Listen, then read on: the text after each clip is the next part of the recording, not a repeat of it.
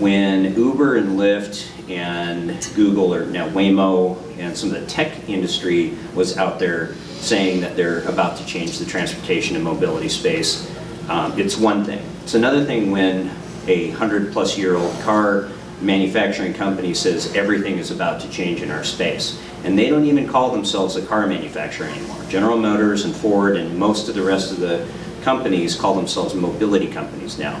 And they're buying or building all kinds of parking management, shared mobility, electric vehicle, you name it, different sectors, gambling on what's next in the mobility space. What this is showing is we've been through this kind of major transportation transformation before.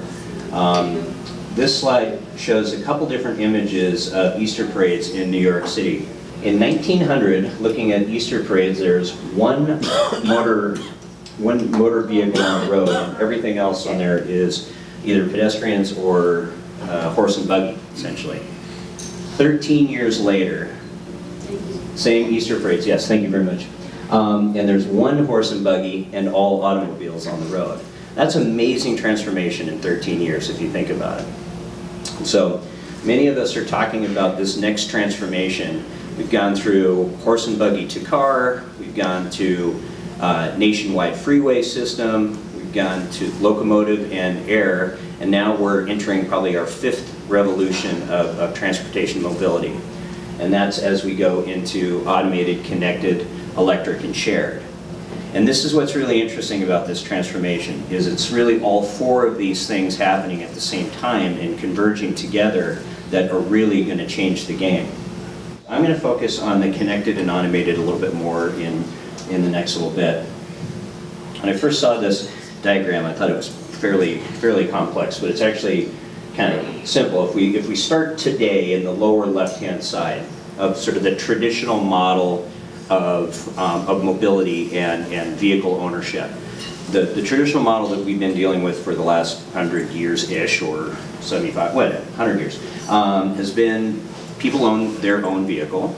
It's parked 94 to 96% of the time, and it has very little automation. So as we go on the top left side, the business model could still stay the same. It's the Tesla, it's electric vehicle with ever-increasing levels of automation, but still individually owned vehicle.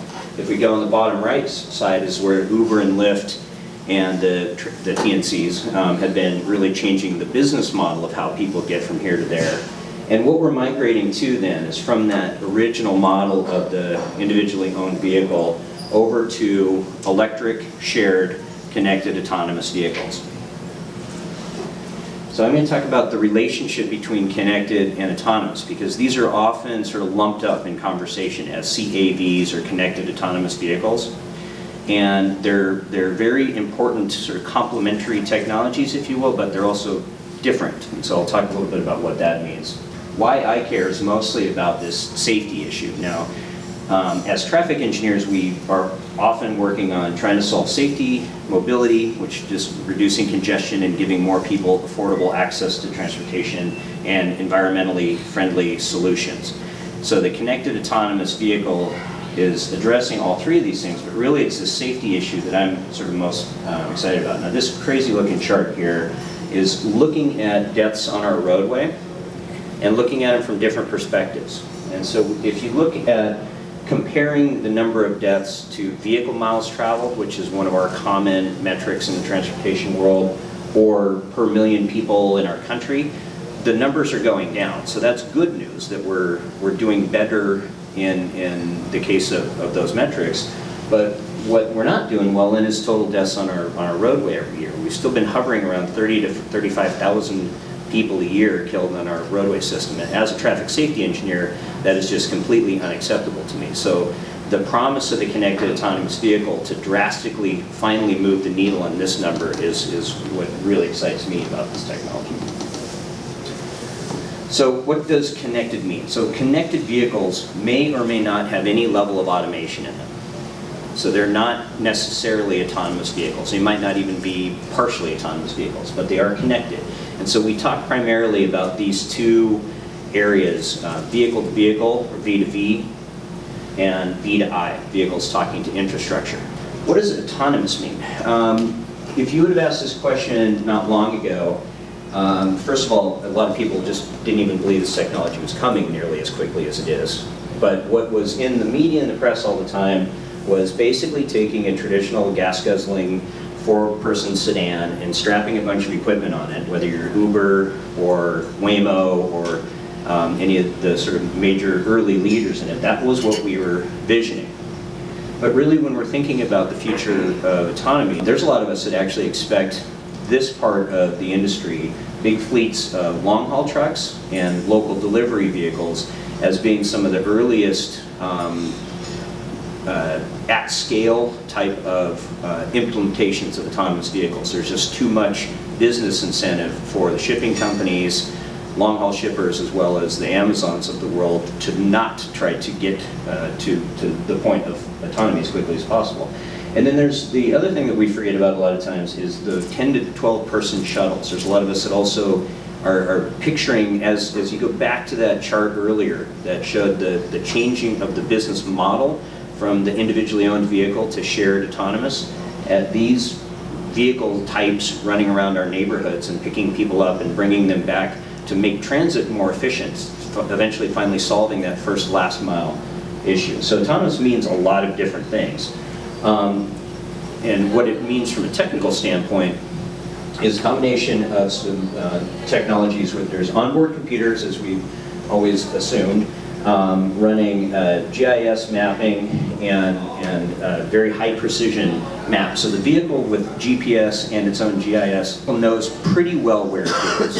And then it has a series of sensors that are then confirming that it is where it thinks it is. I am right at the side of the road here. And confirming what it sees around it, that whether it's a pedestrian, another car, whatever else. So there's a series of sensors, LiDAR, radar, cameras, all combining to give that vehicle situational awareness. In addition to the mapping component of where do I think I am and am I there, what is going on around me, and then making decisions based on all of that information. So the relationship between these two things, as I was mentioning, the connected vehicle may or may not be autonomous. And right now, most of the autonomous vehicles that are being built are not connected because they don't have infrastructure to talk to, and very few of the auto manufacturers are building the connected component into their car. As we start to build out the connected components with vehicles talking to vehicles and the connected components of infrastructure talking to vehicles, then this could just become one more sensor input, essentially, where the vehicle is not only using its localized sensors to see what's going on around it, but it's actually talking to other vehicles. And when it's talking to other vehicles, the other vehicle's saying, I am here, here's my speed and heading, and I have my right turn signal on. I might be coming your way. The car is not going to see from its localized sensors is 1.5 miles ahead, the right lane is closed for construction for the next 2 weeks. And as I'm approaching this intersection, there's a fire truck coming down the side road. Or as I want to turn right, there's pedestrians in that sidewalk. It's those kinds of things that are further outside of the zone of visibility of the car that we want to get into that car's computer so it's making smarter, safer decisions. And so that's when, hopefully, all autonomous vehicles will be connected vehicles in the long run, whether the connected vehicles are autonomous or not. So in addition to V2V and V2X in the connected vehicle world, or V2V and V2I, we talk more generically about V2X, so vehicles communicating with everything, really. Pedestrians, trains, central systems, infotainment, all of these different options. And more vehicles right now are being built with cellular connections so they can talk to all kinds of things, even if they're not able right now to talk to other vehicles around them. On the connected vehicle side, so this is really just looking at the V2V, just looking at vehicles talking to other vehicles about where they're going and what their heading is and whether they have turn signals on and whether they're slamming their brakes. But it's estimated that just the connected vehicle piece of this has a potential to address 81% of unimpaired crash scenarios with vehicles talking to one another. Now the unimpaired is important here because if the driver is drunk, it really doesn't matter what feedback they're getting from the car, or if they're asleep, or if they're distracted with their phone. unless the car is autonomous. So this is really just focusing on the connected piece of that. If the car is self-driving and it gets this feedback, then even that impaired piece of this can get greatly reduced. Adrian, does that assume that 100% of those cars are connected? Unfortunately, yes. Yeah. And so you can tell that to get anywhere close to that number, we're decades away from where that percentage of vehicles are going to be. But again, if you are combining then the levels of automation, this is not assuming in the automation. So if the other cars are not connected, but they do have sensors and they are picking up what's around them, we can still get closer to them. But just a couple more specific applications. Curb speed warning. So this is this idea where a vehicle up ahead hits an icy patch, and the vehicle itself knows that I'm slamming on my brakes, I'm spinning out of control, or I just ran off the road. And it then can communicate through a roadside device or over the cellular network to some central system, and then pushes that information out to vehicles further upstream. So that approaching car knows not only is there a potential car that was in an accident up ahead, but the road conditions are icy. And so if it's a autonomous vehicle or even partially autonomous, it can start to take in that new data and make decisions about, slowing down, at a bare minimum giving the driver heads up warning that something's coming up, or even impacting the control of the system.